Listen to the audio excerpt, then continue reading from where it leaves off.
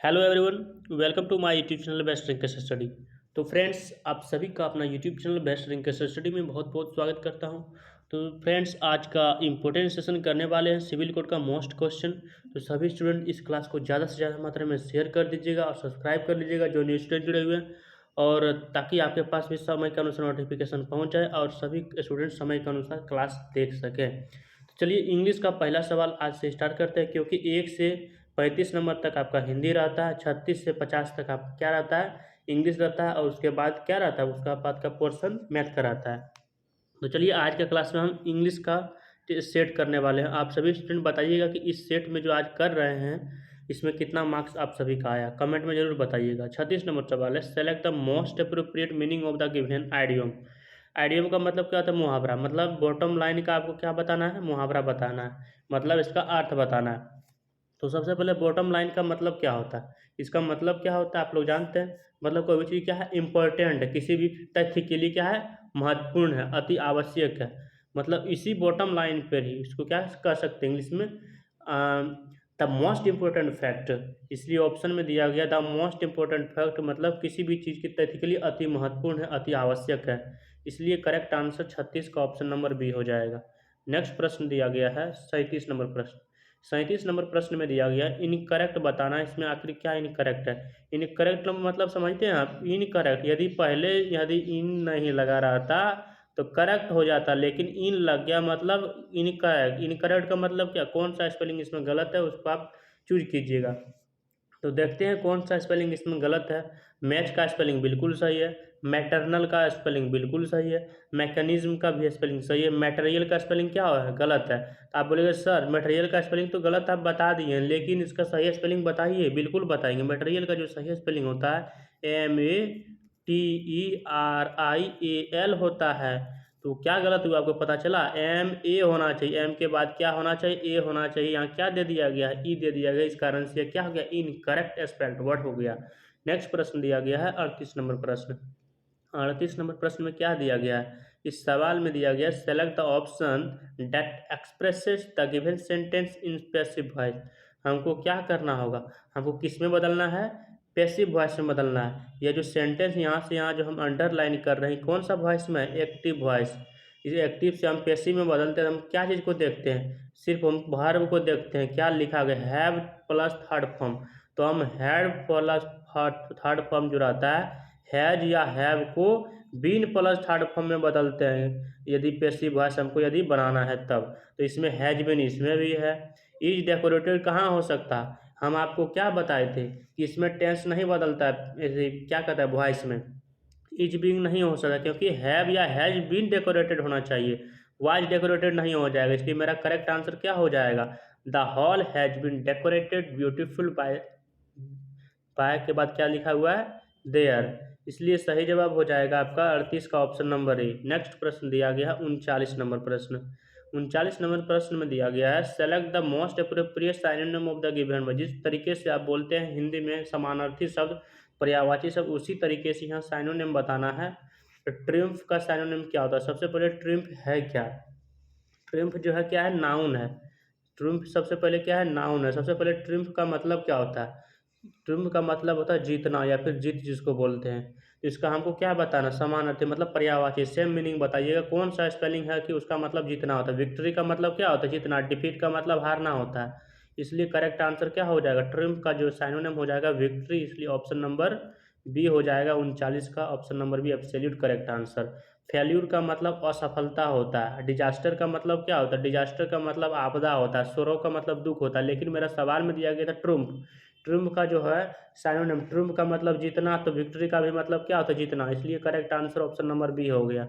Next सवाल दिया गया 40 नंबर प्रश्न।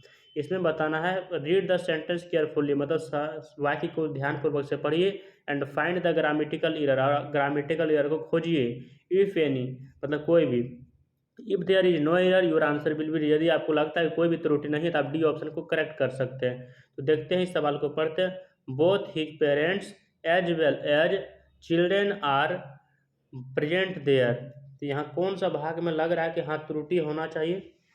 हम आपको क्या बताए थे, यदि सेंटेंस में आपके साथ यदि यहाँ देखिएगा कि बोथ यदि आ रहा है सेंटेंस में, उसके साथ कभी भी हम एज वेल एज का प्रयोग नहीं करते हैं। इसके स्थान पर हम क्या कर सकते हैं, इसके स्थान पर हम क्या कर सकते हैं, एंड। बोथ का जो हमेशा कॉम्बिनेशन किसके साथ होता है, एंड के साथ होता है। मैं यहाँ पढ़ देते एक बार सेंटेंस को, बोथ हिज पेरेंट्स मतलब दोनों और उनके पिताजी, parents and children are present there. इसलिए एज वेल एज का जो कॉम्बिनेशन जो है बोथ के साथ नहीं आता, इसलिए क्या हो जाएगा, यह इनकरेक्ट हो जाएगा। तो यही मेरा आंसर हो जाएगा। कौन सा स्पेल्ड वर्ड में, ए नंबर ऑप्शन में आया है, ए नंबर में आया है ना। एज वेल एज कौन सा अंडरलाइन में आया, ए वाला में आ रहा है, इसलिए आपका करेक्ट आंसर हो जाएगा 40 का ऑप्शन नंबर ए। अगला सवाल दिया गया है 41 नंबर प्रश्न। Select the most appropriate antonyms of the given word. Antonyms का मतलब होता है अपोजिट वर्ड, जिसको बोलते हैं उल्टा शब्द। तो डिले, डिले का मतलब क्या होता है, आप लोग जान रहे हैं क्या होता है डिले। सबसे पहले नाउन है, क्या है, डिले नाउन है। तो डिले का मतलब क्या होता है, हम लोग बोलते हैं ना कि यह ट्रेन जो है आज बहुत देर से आ गई है, बहुत देर से आ रही है मतलब बहुत लेट कर दिए। डिले मतलब लेट करना, तो इसको अपोजिट करेंगे तो क्या हो जाएगा, एडवांस। एडवांस का मतलब आगे, बहुत ज़्यादा पहले, कंटिन्यूएशन भी बोल सकते हैं। तो एडवांस ऑप्शन में दिया गया है, इसके करेक्ट आंसर हो जाएगा 41 का option number D. Next question दिया गया 42 नंबर प्रश्न। 42 नंबर में select the most appropriate option to fill in the blanks. तो फिल इन द ब्लैंक्स भरना, electric gadgets makes house chores dash.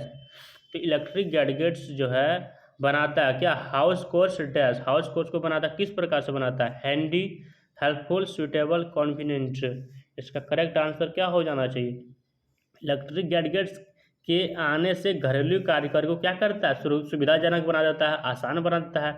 इसके लिए हम कौन सा शब्द का इस्तेमाल करते हैं, वर्ड कॉन्वेनियंट का इस्तेमाल करते हैं। इलेक्ट्रिक गैडगेट्स जो है मेक हाउस कोर्स मतलब हाउस को जो है घरेलू कार्य के लिए सुविधाजनक या फिर आसान बना देता है। इसके लिए हम सुविधाजनक या फिर आसान के लिए हम किस वर्ड का इस्तेमाल करते हैं, कॉन्वेनियंट का इस्तेमाल करते हैं। इसलिए करेक्ट आंसर 42 का डी ऑप्शन हो जाएगा। नेक्स्ट प्रश्न दिया गया 43 नंबर।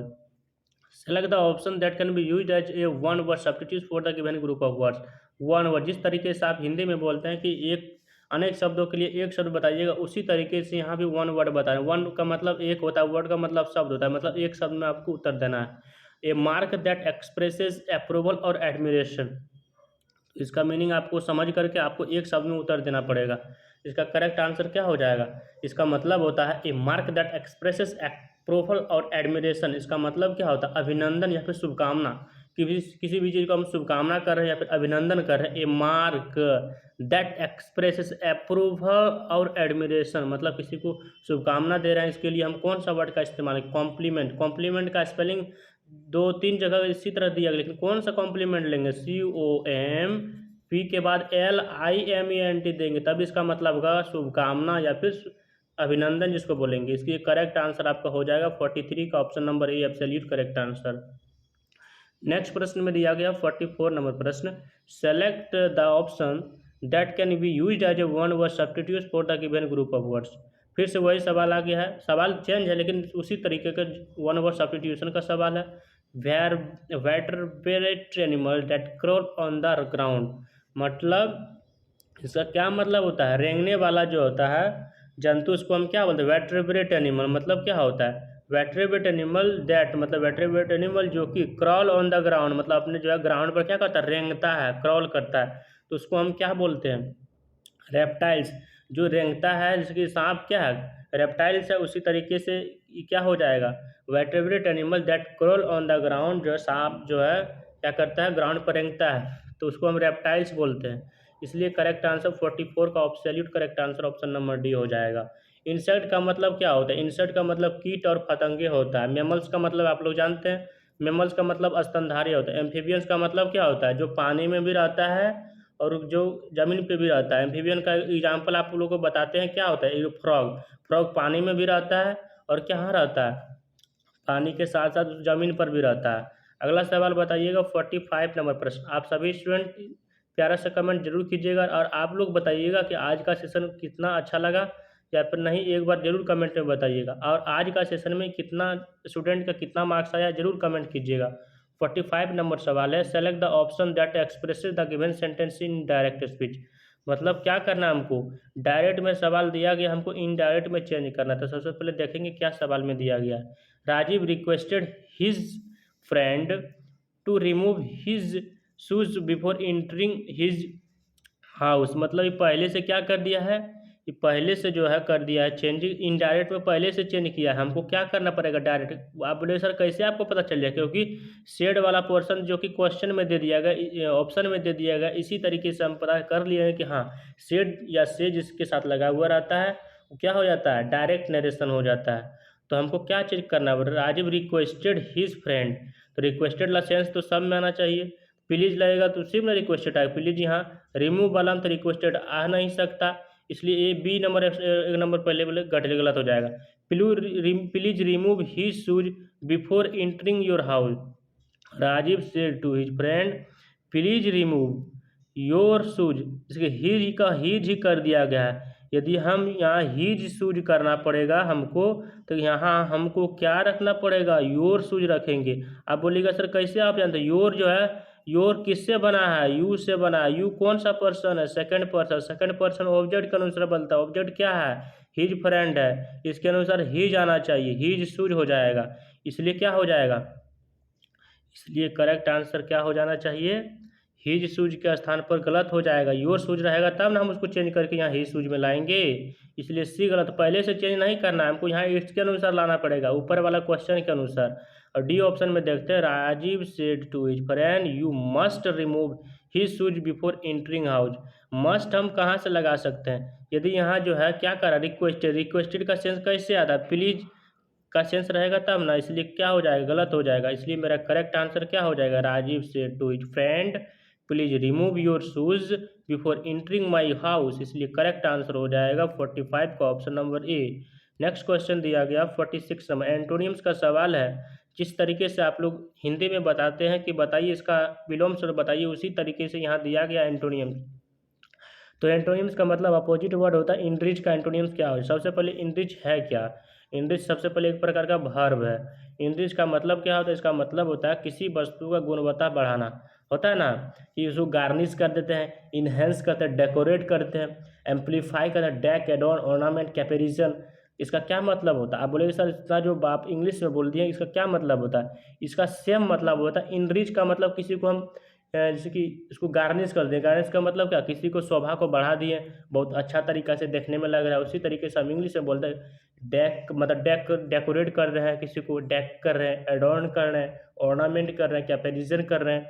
इसलिए सबका मतलब क्या हो जाएगा, किसी भी वस्तु की गुणवत्ता को बढ़ा रहे हैं। इसलिए करेक्ट आंसर क्या हो जाएगा, गार्निश एक ऑप्शन में दिया गया, इसका क्या मतलब है कि इसका भी मतलब है तो वही होता है किसी वस्तु की गुणवत्ता को बढ़ा देना।